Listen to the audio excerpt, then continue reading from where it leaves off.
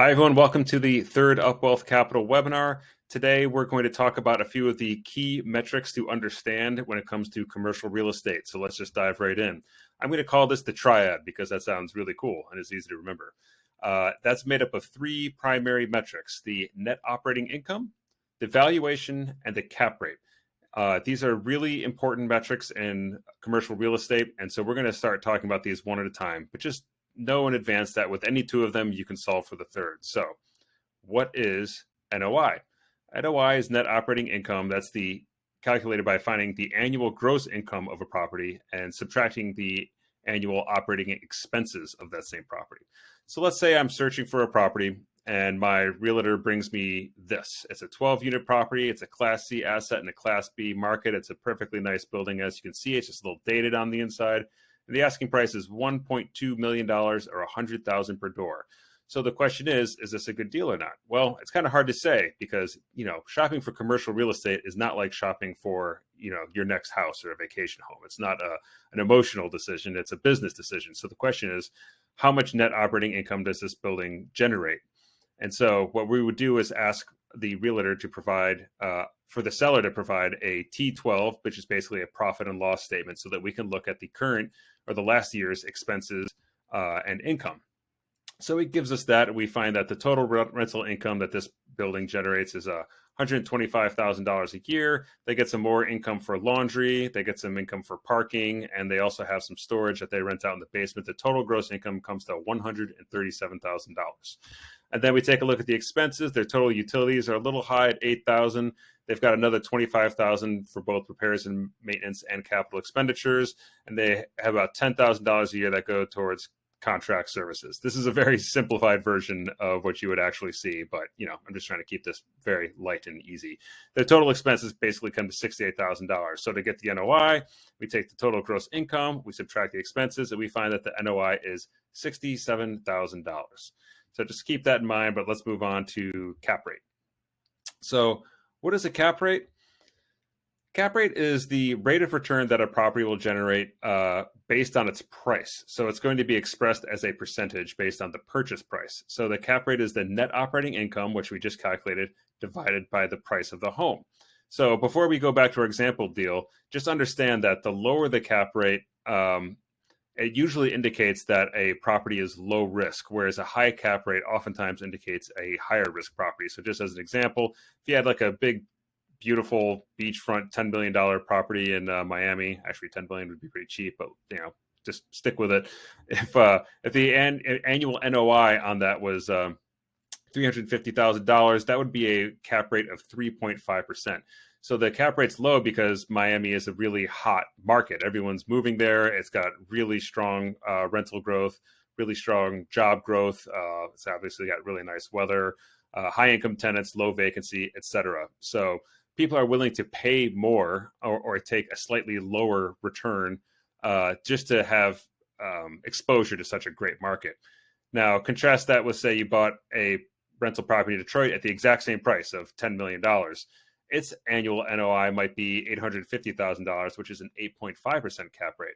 Now, this might seem counterintuitive that Detroit would have basically a higher yield based on purchase price. But the reason that's the case is because this is a higher risk asset. You're going to have lower demand. You're going to have lower income tenants, higher vacancy. It's not as if everyone in the country is trying to get to Detroit because of the beautiful weather.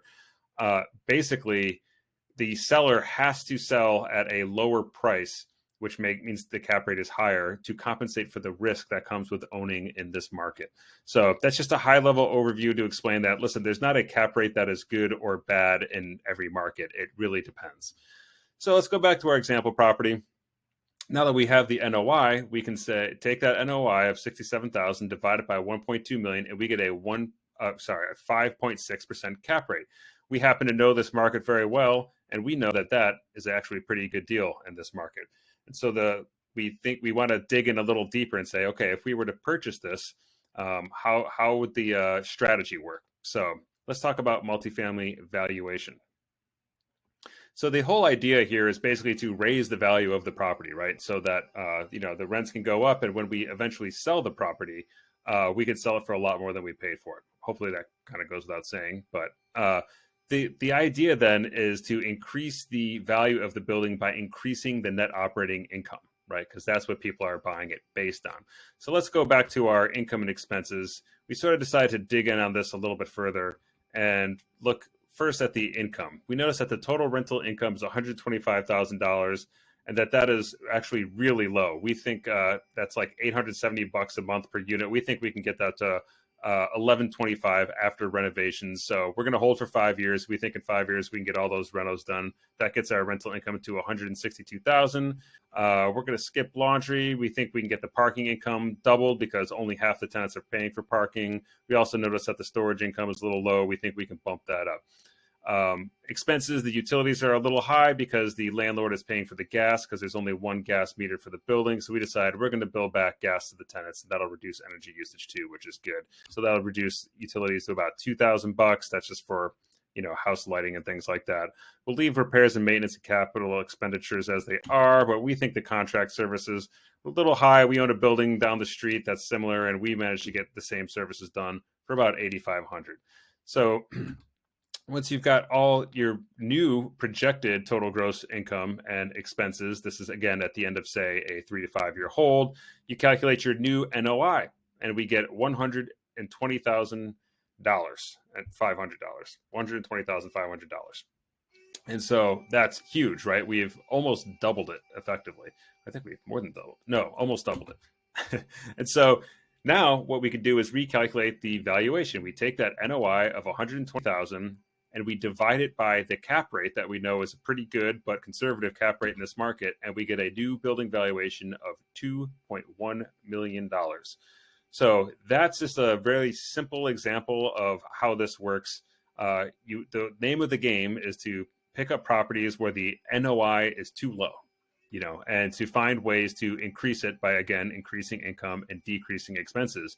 And then you get these incredible multiples where you can raise the values substantially. So again, valuation equals net operating income divided by cap rates. Cap rates equal NOI divided by valuation. And NOI basically equals valuations times cap rate. But really the better way to calculate that is just look at the gross income and subtract the expenses. So that's it for this webinar. This was a kind of a quick one that was intentional. I'm trying to make these a little bit more bite-sized for everybody. If you found this valuable and you're not already on our list, please go to our website, which is listed there. Click join our list and just pop in some information. This will allow us to give you more webinars. And we've been underwriting a lot of deals, and hopefully we're going to have one really soon. So if you want to learn more about those, please do sign up. And that's it for today. Thanks so much. There's my contact info if you have any questions. Otherwise, we will see you next time. Thanks.